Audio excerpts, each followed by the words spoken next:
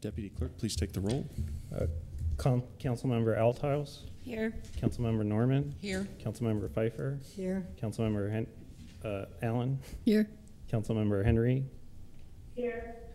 Vice Mayor Howergy. Here. Mayor Linsky. Here, thank you. Next is Pledge of Allegiance. Please stand up and join me in the pledge.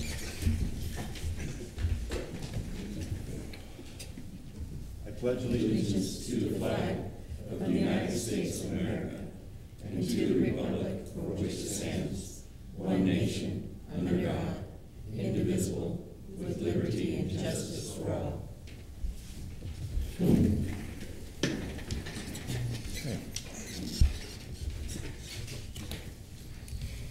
Okay, next item on the agenda is the brief summary of current events by mayor, city council, and/or city manager. The public body does not propose, discuss, deliberate, or take any legal action on any matter brought up during the summary unless the specific matter is properly noticed for legal action.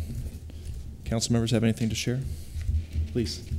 I've got a couple of things we hit this last couple of weeks. I attended a town hall regarding financing Arizona's future. Here's a brochure, and I'm going to have Sandra scan it and send it to everybody. It was very interesting and eye-opening and frightening at the same time when you start thinking about our finances. On the 13th, I attended a fundraiser for the Military Service Park, along with Councilmember Althaus. Great event. If you ever want to see a really nice contractor in a pink tutu, that's the event to go to. It was pretty eye-opening. Today, I attended the Professional Women's Group Luncheon. It was a great thing. If you're a professional woman, it's a great place to go to network and meet a lot of interesting individuals. And then I'm going to take probably a little bit of Doug's thunder. This Saturday is the inaugural Old Town Arts Festival. I encourage everybody to get out there and support your creative citizens that are going to be attending. Thank you. Very good. Any other council members, please? I represented the council at the ribbon cutting for Winery 101 in Old Town on Saturday, April 8th, along with the dinner for the Military Service Park. Good deal. City Manager, have you got anything to report?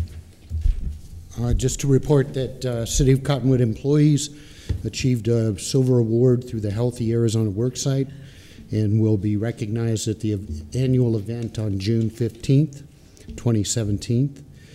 Our website will also be featured in statewide communications and on the Healthy Arizona Worksite program website. That's awesome. On Saturday, April 29th, from 1 to 3 at the Recreation Center, David Hatcher Childress, author and co-star of the History Channel series Ancient Aliens, will be selling and signing books. And then on April 29th from 8 a.m. to 5 p.m., we'll be hosting a community cleanup with free dump privileges up at the transfer station. And we coordinate that event with the county and also the town of Clarkdale. Okay. All right, very good. Next item on the agenda is presentation by Mary Lee Fowler, Executive Director of MatForce, regarding the 2016 Arizona Youth Survey results for Yavapai County and Cottonwood. Thanks for being here. Thank you so much, Mayor Linsky, council members, and Mr. Bartaj. Do you have my PowerPoint, Doug? Or I have it on here too. Can I? Okay. Can I just connect it in here? Thank you for the help with that. Appreciate it very much. So I know that most of you are familiar with MatForce, but I'll just to make sure that anyone who isn't familiar with MatForce, I've had the honor of being with MatForce for the past 10 years, and we're a coalition of people from all different sectors of the community that come together and try to come up with solutions to address the substance abuse problem. And so it can look a lot of different ways. We implement about 60 different projects. We do substance abuse prevention education in the schools, and we're very thankful to Cottonwood for helping to support that in the schools. We do parenting education. We look at policy changes that need to take place. But anyway, our primary goal is prevention. The main thing that we want to do is prevent kids from ever starting to use substances. And so one of the things that's very important for us is that we're always looking at data and making sure that we're looking at trends and seeing what we need to do to be effective in our county. And so the Arizona Youth Survey is a survey that's done with 8th, 10th, and 12th grade students. And we're very fortunate in Yavapai County that a majority of our public schools and even some of our charter and private schools take the survey. Our sample size is about 3,000 kids, so it's a very valid piece of information that we like to look at. And there's a couple things that are important for you to realize. Some people say, well, are kids really going to be honest when they take this survey? But the Arizona Criminal Justice Commission, they actually implement different things in the survey, and they take out, to make sure that kids are telling the truth, and if they can identify that someone isn't being truthful, they eliminate those surveys from the results. So what I'm going to share with you does have the information with the kids that they felt were being deceptive, not included in the survey. So thank you very much. I appreciate that. So I think I'm intending that. So I just want to quickly go through a little bit of the what. I actually have on here that there's 14 different substances that they ask about, but it's actually 16. This year they added a couple more. And I like particularly to look at the 30-day use, because they ask the kids about lifetime use. Have you ever used, so say alcohol, but maybe somebody took a sip of beer one time and didn't like it and never did it again. So the 30-day use is more of an indication of regular use. And so that's something that we look very closely at MapForce. We also like to look at the where. They ask the kids, where they get the substances, and there's some really good important information for that, and the why and the why not. So they ask the kids that do use substances, that say that they abuse them, why they do, and the kids that don't, why they choose not to. And then I'm going to touch just a little bit on risk and protective factors. So this is from the 2016 youth survey, and it has, again, the 16 different substances that they ask the kids on, and this is the 30-day use. And I don't think it's a surprise to anybody to see that alcohol is the #1 drug that kids abuse at 23.7%. In 2012, marijuana surpassed tobacco and became the second most commonly abused substance of our youth, and it stayed that in 2016. So in Yavapai County, 16.6% again of the 8th, 10th, and 12th grade students said that they used marijuana on a regular basis. We can look at this more in depth, and I know you guys don't want me to take that much time, but we can look at these, like if we just look at the 12th graders, it's about 1 in 4 of our 12th grade students say that they are a regular user of marijuana. Cigarettes is number 3, and then prescription drugs is number 4. So that's the 4 substances that we primarily focus on, not that we ignore the other ones, but they're ones that are of main concern to us. With our county. So this shows trend lines. So this goes from 2008 to 2016. And we've got some good news to report, because when we look at alcohol, again, the top line, from 2008, we were up at 35.7% of our kids were abusing alcohol, to in 2016, 23.7. So it's pretty exciting that we see that number going down. It's the same with prescription drugs. That was a very significant problem for us, and we did a lot of work around 2010, 2012, continue to do that, but addressing that problem. But you can see we went from 12.6 to 5.9% of our kids that said they regularly use prescription drugs. I want to point out good news with tobacco, great news, that, again, it was on an uphill climb, and in 2012 we started going down significantly there from 18.5% to 10.5%. The other line is marijuana, and you can see that we were on an upward trend. We had about a 20% increase of our kids using marijuana, but was super exciting this year that we finally tipped the curve, and it's not a big decrease, but 17.1% again to the 16.6%. So this only goes to 2014, but you can see, again, what I just mentioned. It was a 35% reduction in alcohol, 15.79% in cigarettes, 54.55% in prescription drugs, and then marijuana that was on that incline. So this is what is, again, going to be of interest to you. I want to point out, when it says Cottonwood, this is actually the kids that live in Cottonwood. So that's how this is broke down. So if they went to school, I think most of the kids that live in Cottonwood go to school in Cottonwood, but that's not like in Camp Verde. I'm from Camp Verde. Some of the kids that live in Camp Verde actually go to Cottonwood to school, but it's going to be their place of residence. So these are the kids that live in these particular communities. And again, I'm going to talk more about the Cottonwood numbers, but just, if you look across, 24.1% of the kids said that they used alcohol in Cottonwood, 19.9% said they used marijuana, 13.7, that's electronic cigarettes, that number there. 8.1% said they used tobacco, and 5.6 said they used prescription drugs. And you can see how that compares with other communities in our county. Okay.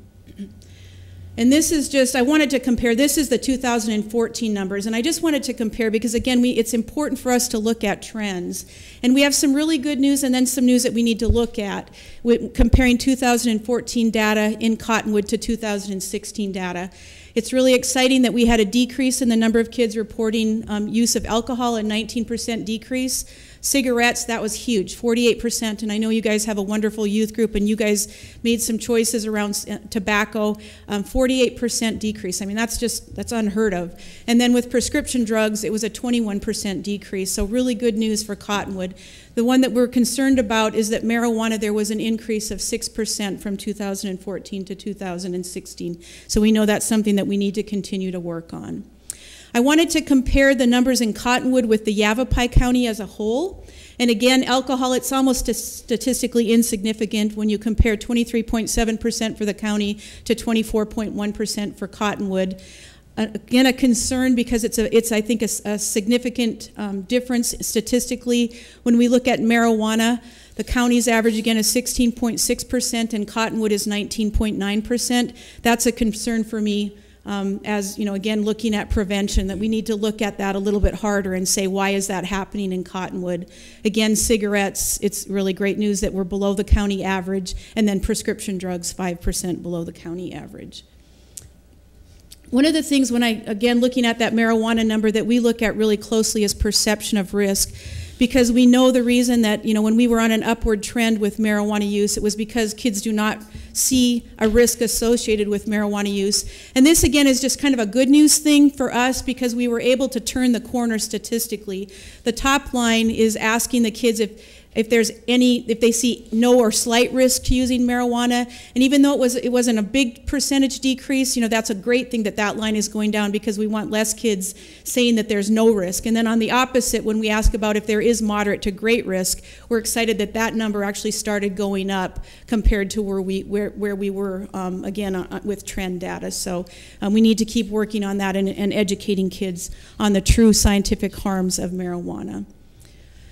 I mentioned that it asks the kids that say that they use a substance where they get the alcohol, and a couple things I want to point out that I think are important with this data for Cottonwood.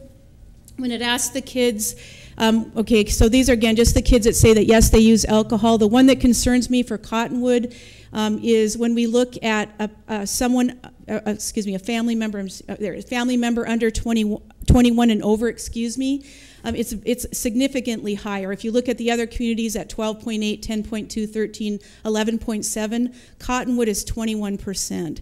And so that's a red flag to us. We think, okay, what do we need to do to educate family members? Now, it asks on a separate column the parents, and that, again, it's a little bit higher there too, but not as significantly as here. So is it older siblings? Who is it that these kids are saying that they get their alcohol from? So that's something that we need to do some work to educate parents, again, on the importance of them not providing alcohol and what it means if we can delay that young person from starting to use alcohol till they're 21, they're much less apt to be addicted to that substance. And again, it's not good for their brains. This is the same question with marijuana, asking the kids that said they use marijuana where they got it from, and a couple things that concern us here.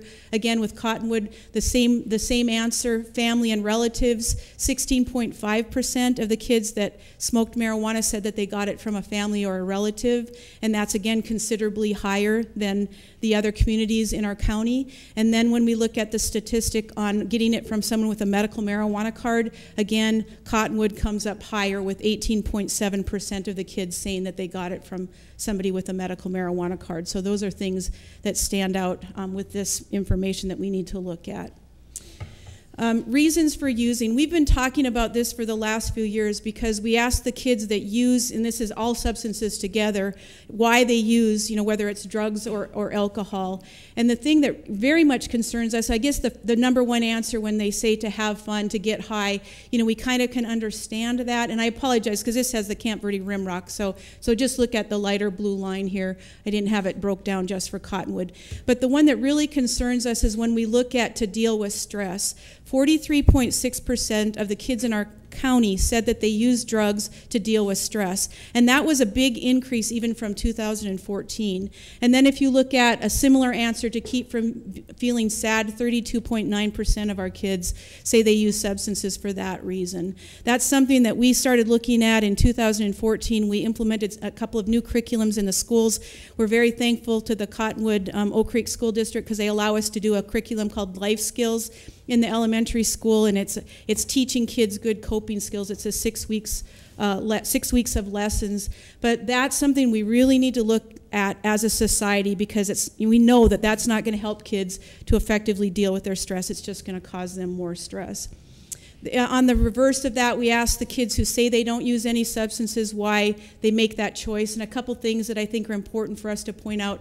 The number one that I like to point out to parents is parental disappointment. That's important for kids to realize that their parents do not approve of them using substances. And again, when we talk about parents providing, that's not giving that message. So we need to make sure that parents are aware that they do make a difference in this. So you can see all of the other answers for why they choose not to use. This particular question is on risk and protective factors. And I have to tell you all, I mentioned I've been with MapForce for 10 years, and Doug's been there even longer than me. But, I've always wondered, because I think that Yavapai County is such a wonderful place to live and such a beautiful place. And we have always been, I'm not showing you today, but if I actually showed these statistics compared to the state average or even the federal average, we're always higher in almost every single substance that's being abused by kids. Yavapai County is higher, and I've wondered that my whole career with MapForce. Why is that? But this tells us why. This particular survey asks the kids about 20 different risk factors. Now again, risk factors, we want that to be lower. But if you compare the state to Yavapai County, and this shows 10 of the 20, we are higher in every single risk factor with the exception of one. And that is very concerning. That tells us why we have higher use. So you can look at the list. It's everything from low neighborhood attachment, perceived availability of drugs, laws and norms favoring drug use. Again, it goes just down the line. But it's really concerning. That is why we end up with higher youth use numbers in our county, is because of these risk factors.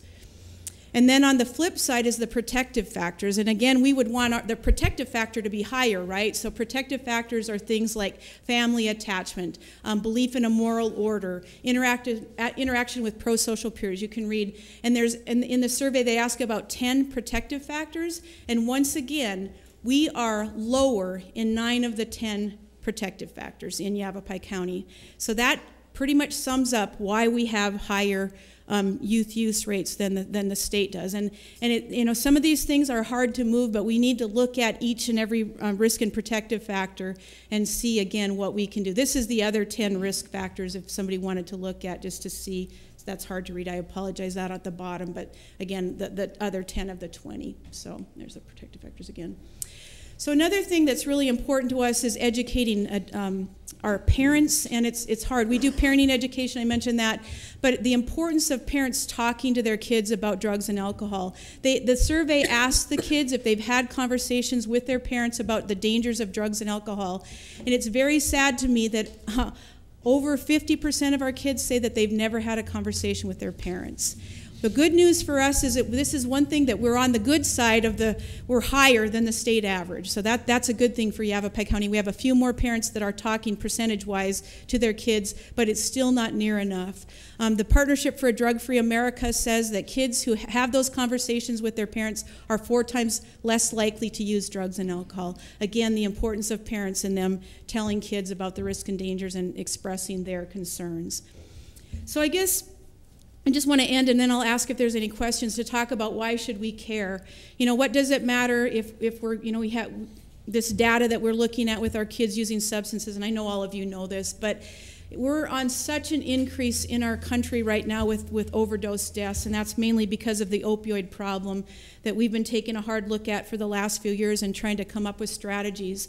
The new statistic that came out for 2015 was that there was 52,404 people that died of overdose deaths in our country last year. And if you divide that by 365 days, it's even higher. I have here 78 deaths. It's actually like 143 people that die every day from from overdose deaths. And that's a very significant concern because we're on this very uphill climb with overdose deaths, and Yavapai County is no exception to that, with it being a problem. And I just wanted to show this slide also. The county attorney's office put this together, and we've, over the last many years, have looked at felonies filed, because the reason that we're concerned about drug use is that people, when they become addicted to a drug, are going to make choices that they never would otherwise make. And some of those choices mean committing crimes that cause harm to other people. You know, we were so excited for so many years after MATFORCE formed and addressed the methamphetamine problem that the number of felonies filed was on a downhill trend, and you can see that.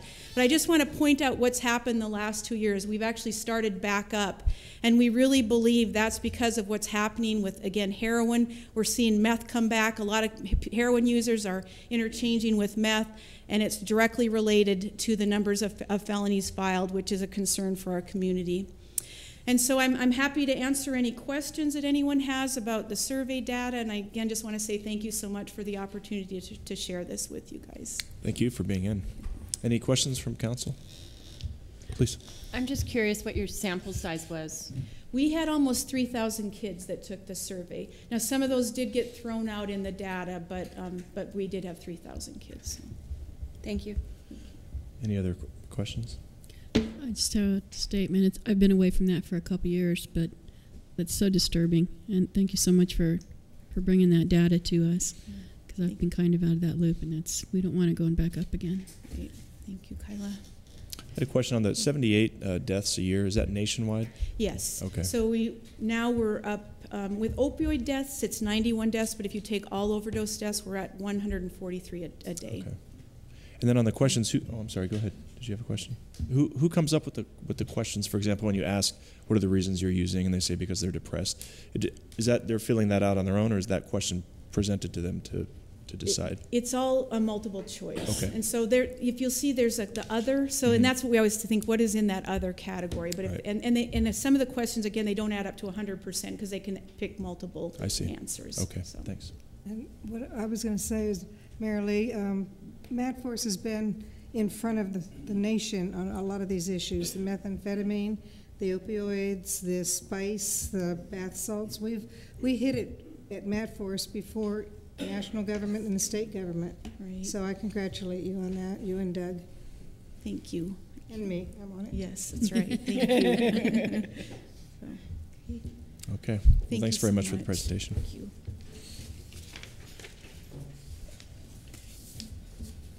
Okay, next item is call to the public. This portion of the agenda is set aside for the public to address the council regarding an item which is not listed on the agenda for discussion. However, the council cannot engage in discussion regarding any item that is not officially listed on the agenda for discussion and/or action, and comments are limited to a 5-minute time period. Is there anyone here who would like to address the council?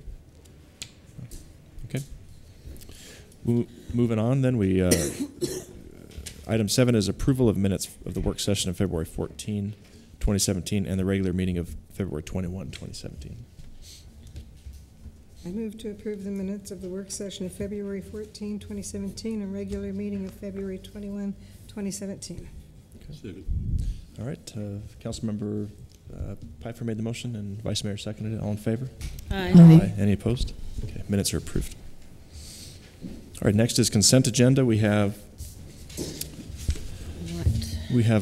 eight items on the consent agenda. So item 1 is granting APS a permanent utility easement along Riverfront Drive to provide electrical service to the Riverfront Water Reclamation Facility. Item 2 is resolution number 2881, a resolution of the Mayor and City Council of the City of Cottonwood, Arizona, approving an airport development reimbursable grant agreement with the Arizona Department of Transportation Multimodal Planning Division Aeronautics Group to aid in the financing of a portion of the airport apron rehabilitation project at the Cottonwood Airport. Consent agenda item 3 is wine festival liquor license application submitted by Winery 101, Gavin Galifant, applicant for an event scheduled for April 22, 2017 at Old Town Center for the Arts located at 633 North 5th Street. Item 4 is wine festival liquor license application submitted by Pillsbury Wine Company, Sam Pillsbury applicant, for an event scheduled for April 22, 2017 at Old Town Center for the Arts located at 633 North 5th Street. Item 5, again, a special event liquor license application submitted by the Verde Valley Wine Consortium, Thomas P. Schumacher applicant, for an event scheduled April 29, 2017 at 1044 North Main Street. And item 6, wine festival liquor license applications being submitted by Arizona Stronghold Vineyards, Rodney Young applicant, Burning Tree Cellars, Mitchell D. Levy applicant, Caduceus Cellars, Maynard J. Keenan applicant, Chateau Tumbleweed, Joseph Bechard applicant, Dancing Apache Ranch, Olin J. Petznick applicant, Galifant Cellars, Gavin Galifant applicant, Page Springs Vineyards and Cellars, Eric Glomsky applicant, and Pillsbury Wine Company, Sam Pillsbury applicant, for an event scheduled April 29, 2017 at 1050 North Main Street. And again, special event liquor license application submitted by the Verde Valley. We are the heart of Arizona wine country, and this proves it. Special event liquor license application submitted by the Verde Valley Fair Association, Beth T. Kennedy applicant, for an event scheduled for July 7, 2017 at the Verde Valley Fairgrounds located at 1110 East Cherry Street. And lastly, liquor license application for agent change for an agent change acquisition of control submitted by Donald R. Browning for the Chaparral Bar located at 325 South Main Street.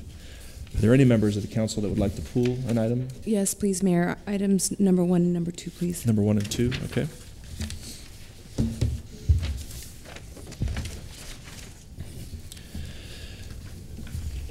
Do we take a vote then on the consent agenda now and then pull those up, or should we go ahead and, it's up to me. Okay, let's go ahead and take a vote then to approve the consent agenda, pulling those 2 items out. Motion to approve consent agenda as presented with the exception of item 1 and 2. Second. Okay, Vice Mayor made the motion, Councilmember Allen seconded. All in favor? Aye. Any opposed? Okay. And then if we could pool item 1, granting APS a permanent utility easement along Riverfront Drive to provide electrical service to the Riverfront Water Reclamation Facility. Who would like to cover this topic? Mr. Scott? Perfect timing. Thank you, Mr. Mayor, members of the council. As you've probably already seen in your packet, APS needs an easement to come in basically from Main Street, down 10th Street, and across Riverfront Road in order to get to the new Riverfront plant. This is the reason we need the easement. Excuse me, sorry. Just ran around from the back. Sorry. The reason we need the easement is this is a much more, as you know, the plant's a much more of industrial use. We need 3-phase power, so there needs to be a new line, and it was either tear up the road or give them this easement. So we felt like giving them this easement, it'll be right back behind sidewalk, should be sufficient, and that's the reason for the easement. Okay. And Mr. Mayor and Council, I'm sorry, I think in your packets, because we just got the revised today, but the original request was for an 8-foot wide easement. We didn't have that much space. APS revised their request and their granting documents and their attachments for a 4-foot easement.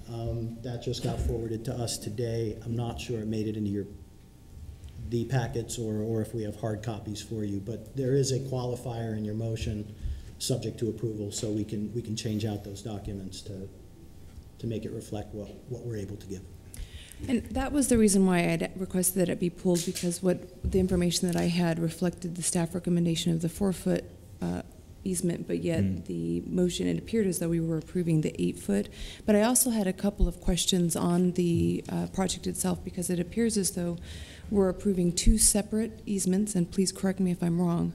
And I wasn't quite sure, because the word transponder is used throughout the documents, and we have this clearance space that's quite significant, 10 feet in front of the pad, 2 feet on the sides.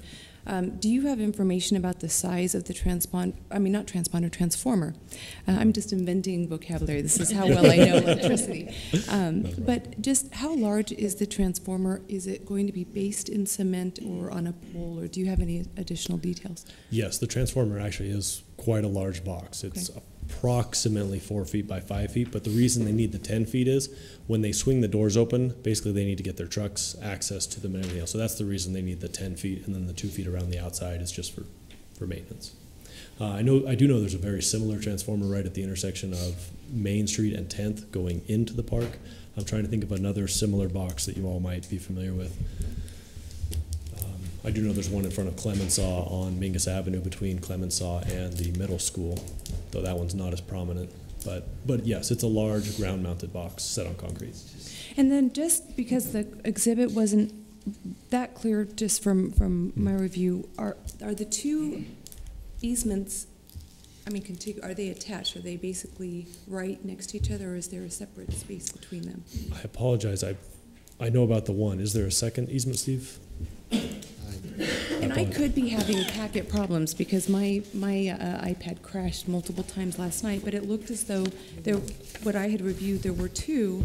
One, Exhibit A, was significantly larger, and then the second was just a tiny little triangle piece. Is the triangle at the intersection of Riverfront Road and 10th Street? I don't know, but I'm happy to show you what I'm looking at. Sorry. Usually that's electrical. So this is the second Exhibit A, and maybe it's just a different scale. And then the first one is up here.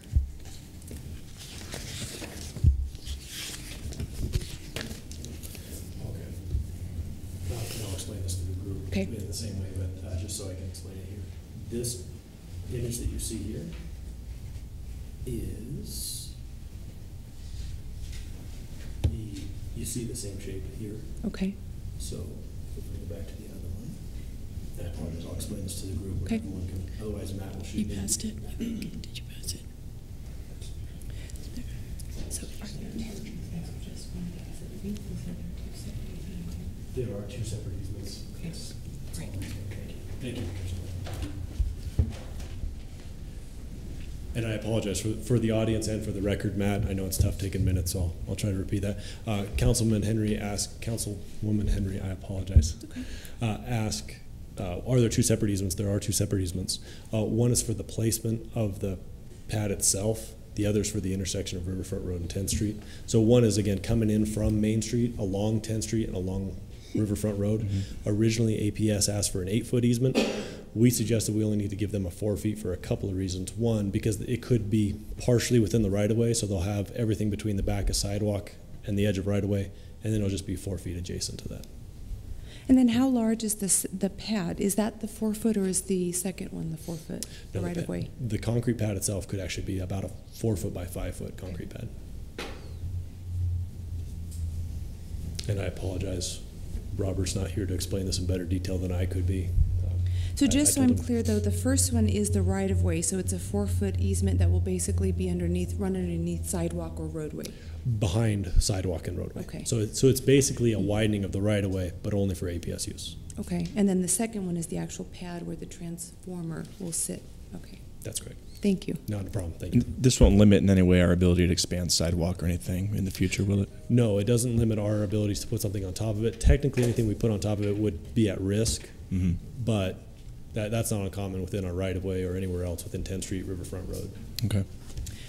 And there is already sidewalk in this location. My only concern with the kind of the language of the easements, both of them, one, we are also dedicating quite a significant space that's not technically considered the easement. So this looks like a pretty large area, but also the text says an 8-foot width, or as described in Exhibit A, but then in Exhibit A it says the location alignment as actually constructed takes precedence. And my preference would be that we have something more concrete with regard to the language of the easement that we're granting and taking into consideration the additional space that we have. More restricted. Are we still, though, in negotiations as far as the final form, and is that something that we can address still if we are to move forward tonight? Mr. Mayor, Ms. Henry, yes, the qualifier and the motion language would let staff work with APS to tighten that up. Okay. No further questions, thank you. Thank you, Steve. Thank you. Okay. Well, if there's no further questions, then I'll go ahead and move to grant a permanent 4-foot wide utility easement along Riverfront Drive to Arizona Public Service to provide electrical service to the new Riverfront Water Reclamation Facility, subject to approval of the final form of agreement by the city attorney. Second. Okay, Mayor made the motion and Councilmember Althouse seconded it. All in favor? Aye. Aye. Any opposed? Okay. The motion passes. And then second item on the consent agenda to be pulled is resolution number 2881, a resolution of the mayor and city council of the city of Cottonwood, Arizona, approving an airport development reimbursable grant agreement with the Arizona Department of Transportation Multimodal Planning Division Aeronautics Group to aid in the financing of a portion of the airport apron rehabilitation project at the Cottonwood Airport. I believe that would be Mr. Scott again. I can give you a brief background, but also open it up to any questions as far as why it was pulled. This is actually a grant for the apron, the phase that's already been constructed. Normally, ADOT and the FAA don't allow us to apply for a grant until, I apologize, we'll have an agreement for the grant, but we don't actually do the final grant agreement until after we have bids. That way they know the exact prices. So we never got around to filing for the ADOT grant. So this is the grant for the project that's already been completed. It technically, due to some sub-consultant errors, is technically not completely paid out, but that's being worked out between the contractor and the subcontractor right now. But we'll also be coming back to the council here in the next couple months for the FAA grant and the ADOT grant to construct the next couple phases of the apron, which we hope to do late this coming summer. Okay. And when then the second phase is complete, then we go back and ask for money from ADOT to offset it? Hopefully earlier on this time before we're completely done. But yes. Got it. Did you have any specific questions? I did, and it's just brief. So, a clarification though, you said it's not completely paid out. What amount is not completely paid out? The $47,270? No, there's actually approximately $50,000 that's not paid out, and it's basically the retainer. What's going on is there's one subconsultant who has a discrepancy in payment with the contractor, and per FAA guidelines, Steve's actually more familiar with this than I am. He's been dragged into this recently. Basically, we can't pay them until all their subcontractors have signed off saying they've been paid. So we're holding their retainer right now. Okay. I just had a question on the design construction project schedules. I am not a mathematician, but I couldn't get my numbers to add up. So I just had some questions about the estimated local share, which is our share, because the numbers from my calculations are a little bit higher than what adds up on this schedule. So from the materials, it appears as though the state share, the ADOT share, is capped at the $47,270. The numbers with the construction engineering actually total just slightly over $50,000 instead of that $47,000. So does the estimated local share. It does not add up to that $47,000, adds up to about $50,000. Is Cottonwood expected to also take on the amount for the estimated state share that exceeds the $47,270? No, and you're correct. The reason the numbers don't add up is the numbers show the total project cost, but this grant is for construction only. So I believe the reason that there's both, because for instance, the 4.47 that the state gives us, also the 4.47 that the city's supposed to kick in, and then it's approximately 91% that the feds kick in, that adds up to the $47,000. But if you were to take into account the engineering and the design and the construction administration, that probably comes up to about the $50,000. But this grant that we're discussing tonight only has to do with the construction. Right, and I'm happy to go over this maybe at a separate time. But if there's an issue with what's reflected here, with what the total for these two items, construction engineering, is. Who absorbs that extra? Are the feds capped at that 91% of total cost, or are they locked into a number? In the past, if we've had a change order or something that the costs have gone over, we've taken that back and shared it equally at the 4.47 for state and local, and then, like I said, it's approximately 91% for the feds. So yeah, they will allow us to bring it back if there are cost overruns. So again, at the end of the day, though, these are just estimates anyway. Okay. Thank you. No problem. Please. That's fine. And I'll jump in. The way these grants are structured, they would, when we contract, be capped, subject to our ability to come back and ask for additional money. So if you're asking where the risk lies until we get the approval for the extra money, the risk lies with the city.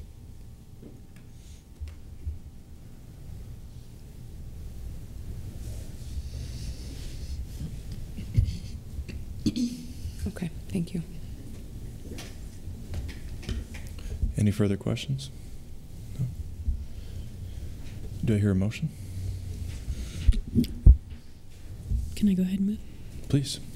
I move to approve Airport Development Reimbursable Grant Agreement E7F20 01C with the Arizona Department of Transportation Multimodal Planning Division Aeronautics Group for a matching grant in the amount of $47,270 to complete the second phase of the airport apron reconstruction project and to authorize staff to execute the agreement. Second. Okay, Councilmember Allen made the motion. Councilmember Althouse seconded it. All in favor? Aye. Any opposed? Okay, motion is approved. And Deputy Clerk, please read resolution number 2881 by title only, please. Resolution number 2881, a resolution of the mayor and city council of the city of Cottonwood, Arizona, approving an airport development reimbursable grant agreement number E7F2001C with the Arizona Department of Transportation Multimodal Planning Division Aeronautics Group to aid in the financing of a portion of the airport apron rehabilitation project at the Cottonwood Airport. Mr. Mayor. Very good. Thank you. Okay, moving on to new business, we have item 1, resolution number 2882 and 2883, appointing members to the Personnel Board. I'll go ahead and take that one. Sure. Gave Amanda the evening off so she could go have an early dinner. Okay. I'm Rudy Rodriguez. I'm the Admin Services General Manager for the City of Cottonwood. Before you, Council, is the appointment of 2 citizens at large for the Personnel Board. Currently, the terms have already expired for the current board members, which is Ed Kyler and Steve Dockery. They expired this past December. The 2 openings were advertised twice, resulting in 4 applicants. The applicants have already met with the council. They were Elaine, I think it's Karat, I think so. Okay. Paul Anderson, Ed Kyler, and Steve Dockery. Applications have been reviewed by the Application Review Committee, and all 4 applicants have been interviewed by the council, as you already know. The applicants' review scores were combined with the council's interview scores to determine the top scoring candidates, and the combined scores are attached. Excuse me, not the combined scores, but the combined scores of the applicants' review committee councils indicate that the 2 highest applicants are as attached. And the list of the candidates in order of the total points scored were Paul Anderson, Ed Kyler, Steve Dockery, and Elaine Karat. Okay. Very good. Thank you. Thank you. So then, Council, how would you like to proceed? Please. Go ahead. I move to approve resolution number 2882, appointing Paul Anderson, a member of the City Personnel Board. Do you want me to do them both? Please. It's fine.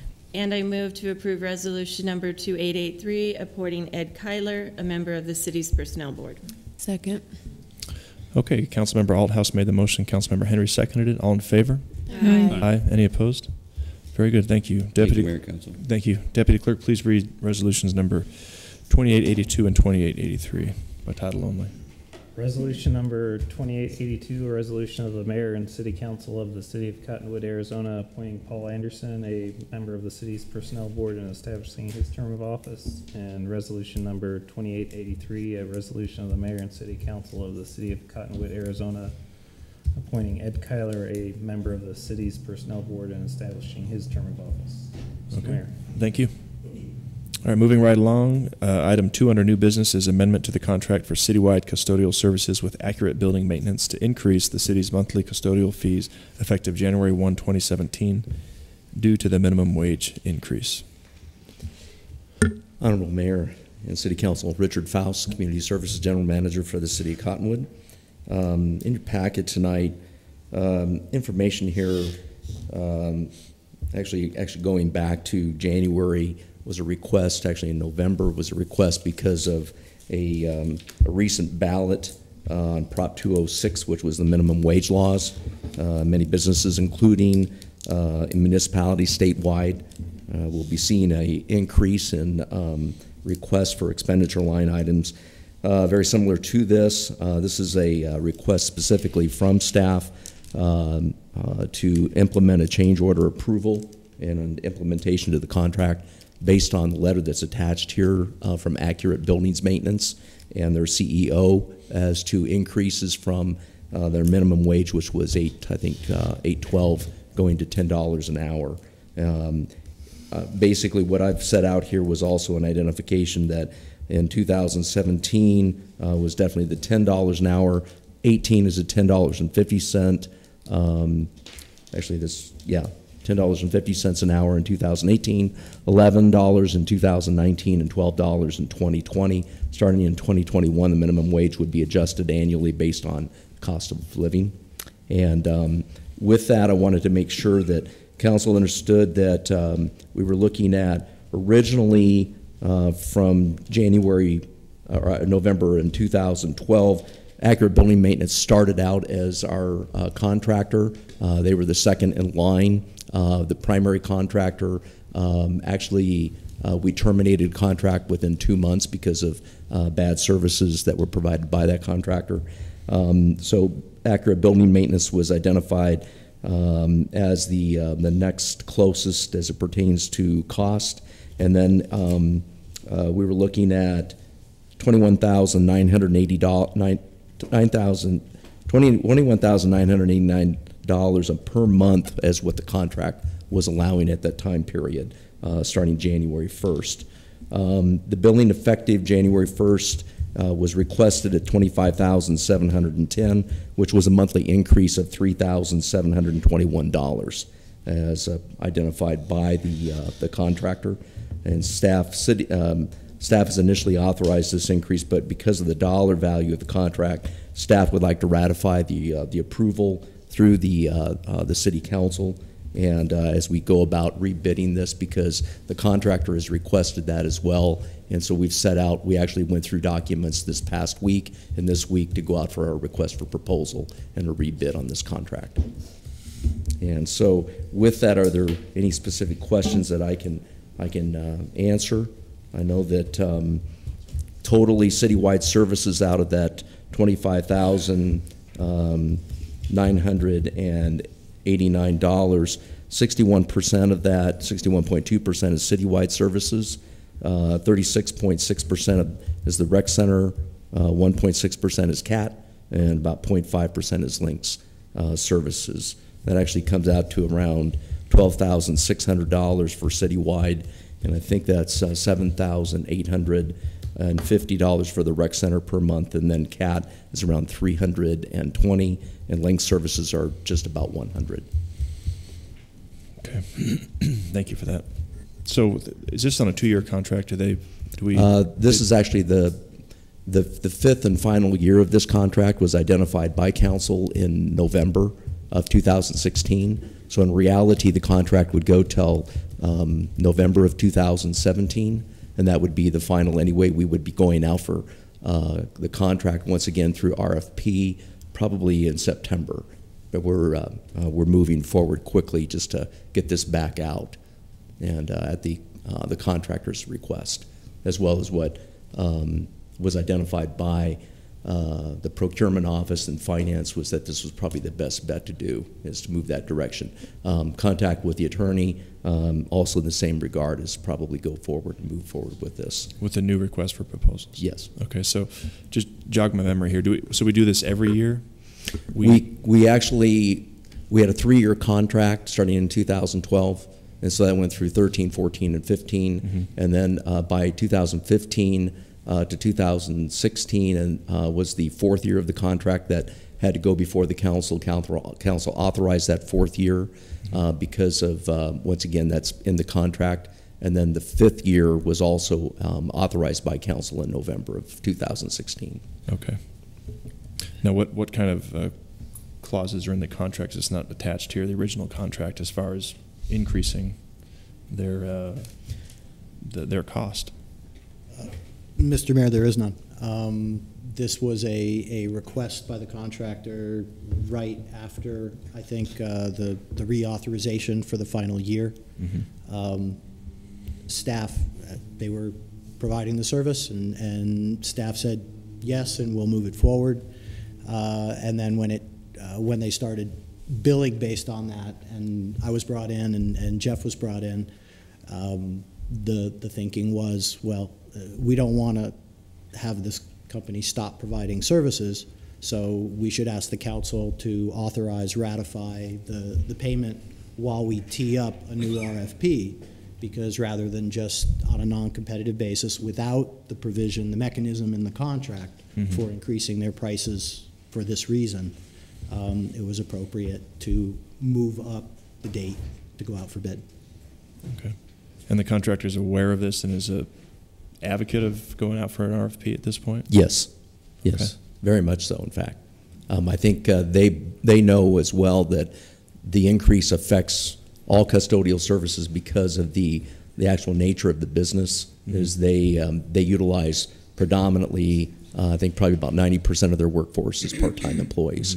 And that's part of the reason coming forward is saying we've got this massive increase and $2 per hour. We're looking at the size of the contract as well. We're looking at also the number of hours that we spend on the contract, and we've looked it over, and their rate is probably matching right in there as to what costs would be plus benefits and everything else associated with Social Security, as well as Medicare and Medicaid, all of that. So all of the additional add-ons.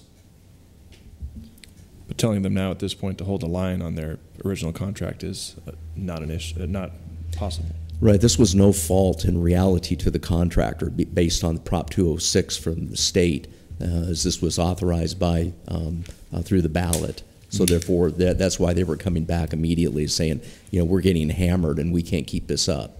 So that's the reason why they came back to us and asked for the increase. But I mean, we can't go backward at this point. We already gave them the increase. So. No, Mr. Mayor, that's a complicated question. Is it possible?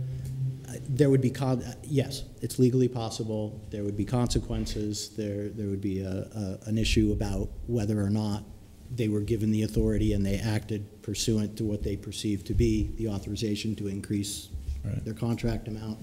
And as a practical matter, I imagine they'd walk. Okay.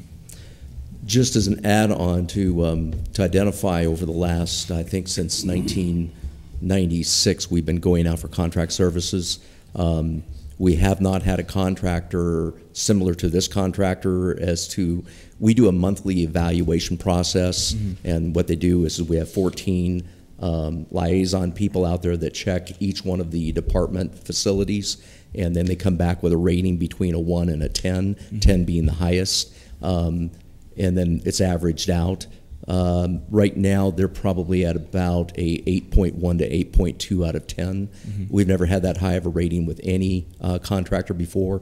We've had lows of all the way down to, I think it averages of 3.8 to 4.2 with one of the contractors. We've had another one that was around 5.6. Another one, and this was average over the years. Once you start averaging the 12 months, that's what you're getting at.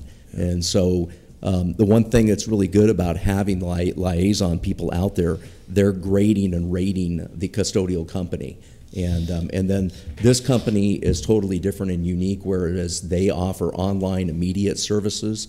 So you can go in and identify specifically on the computer or on your phone that there's a problem at such and such, and they have a certain amount of time to respond. Usually we identify within 24 hours, and they're actually acting usually within 2 hours to get us services back online. Emergencies are the same way. Anytime we have flooding of the library or any other location, they've been immediately there to assist us. So it is very good to have that kind of a service, and what Steve's indicating, we never signed anything that identified that this would move forward, but we were actually discussing with them, so nothing was signed. However, it was more or less of a given that we would move forward with this, and that's where the contractor's asking is, he would like to be reimbursed, for these, because he's out this amount of money already within this contract.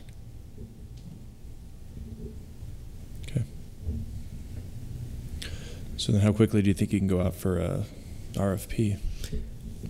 We should have the amendment, actually the RFP already went out. Okay. So Jeff already sent that out. Jeff Cook did with procurement. That went out a week and a half ago. We just did an amendment, and so amendment went out as of late this afternoon. I think the request for proposal is due, I think it's Friday next week. Okay. How many companies? I think it went out to 5 companies. So those are the major companies in this area, I think. This company is out of the Prescott area. They also do large amount, or I should say a large-scale amount of work in the Las Vegas area, Kingman area. They do Lake Havasu, Prescott area, and Flagstaff.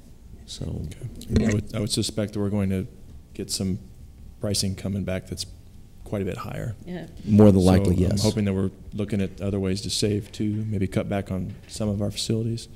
Definitely not the rec center, because of course that's the rec center. Can't touch that. Well, we've looked at that before. We're already cut back to, like, this facility here gets, I think, 2 days a week. Like City Hall gets 3. And when you're starting to cut back even more, that's kind of it's a problem on sanitation, health, et cetera. We do the same thing. I think there's 7 days at all of the park facilities because people are traveling in and out of their kids going in and out.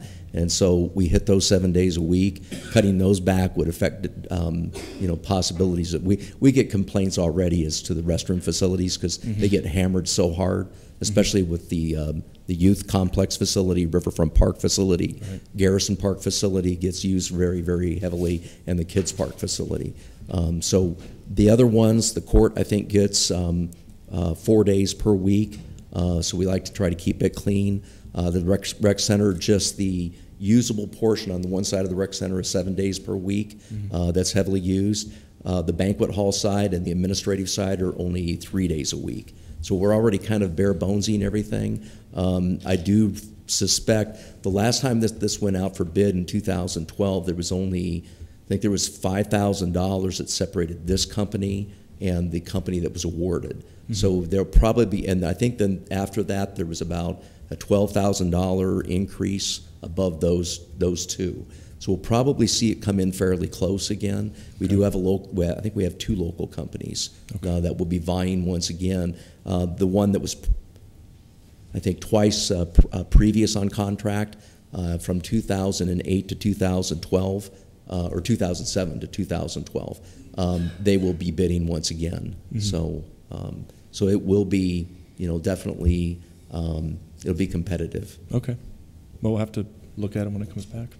And, Mr. Mayor, as council knows, the fact that these RFPs get sent directly to certain companies we know or think may be interested doesn't preclude, it's still advertised and posted on the website, so we may get more or less proposals than the people we send the RFP to. Sure. And I think, as the council knows, because of our history and experience, the decision was made to structure this as an RFP rather than just an invitation for bids, so that the city and the screening committee and the council can select based on more than just price, because the quality of service and the reputation and the reliability and the ability to provide those extra services when we need them, and sometimes we do, those can be part of the consideration for who gets the award.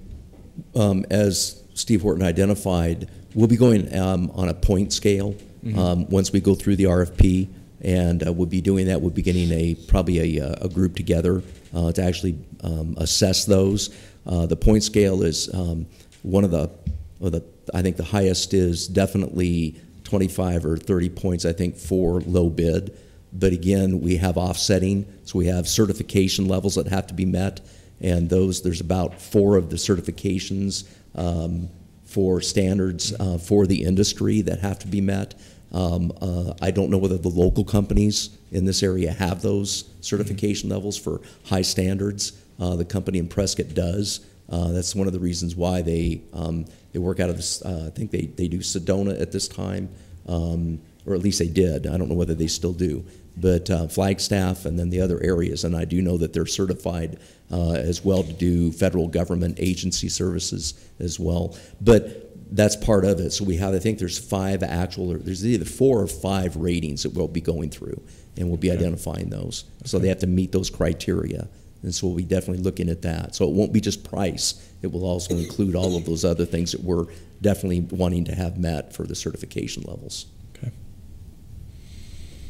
Well, I certainly understand keeping up our public facilities. That's important that they, look appear clean and are clean, you know, for the public. I just feel like there might be a little bit of wiggle room, and we'll have to look at it when the price comes back. I mean, I'm certainly happy to take the trash out in my office, you know, once a week. It's not a big deal. Please. I remember when we cut back, it was not pretty.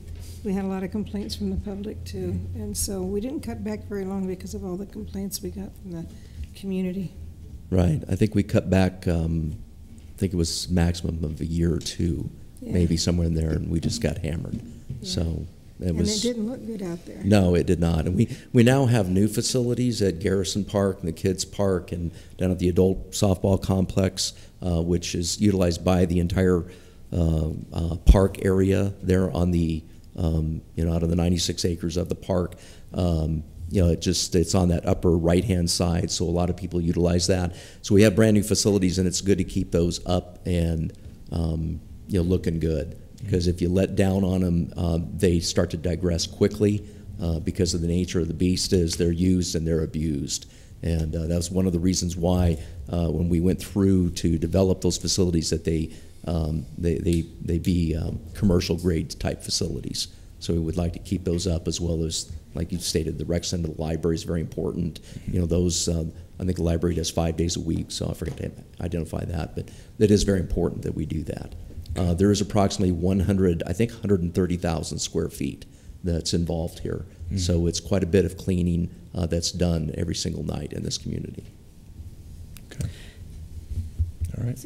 So just as a clarification, the cleaners had contractually agreed to payment of $25,710 a month through December 19th of 2017. That is correct. And then council had approved that. That is correct. And then the cleaners later asked for more money, which was approved by staff without council approval. Staff conduct aside, this looks like a classic case of a gift of public funds where we have a contractor and we have a contract that is agreed to payment in the amount of X. If they walk, then we would need to speed up the RFP process, but how do we as a council remain legal throughout this process? Mr. Mayor, Ms. Henry, I'd prefer to have that discussion with the council if you, at your pleasure in executive session, and then the council could decide how much to have become part of the public discussion.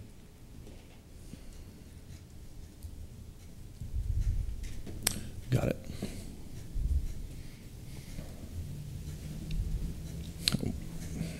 Council, how would you like to proceed?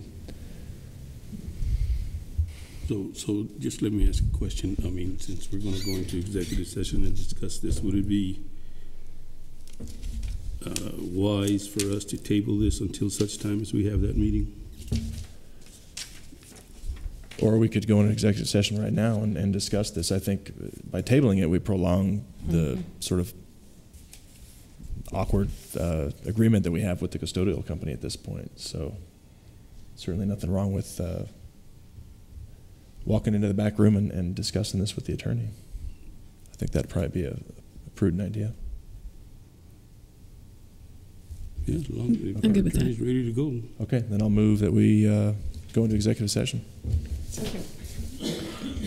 Mayor made the motion, Councilmember Piper. Second, all in favor? Aye. Aye. Bear with us.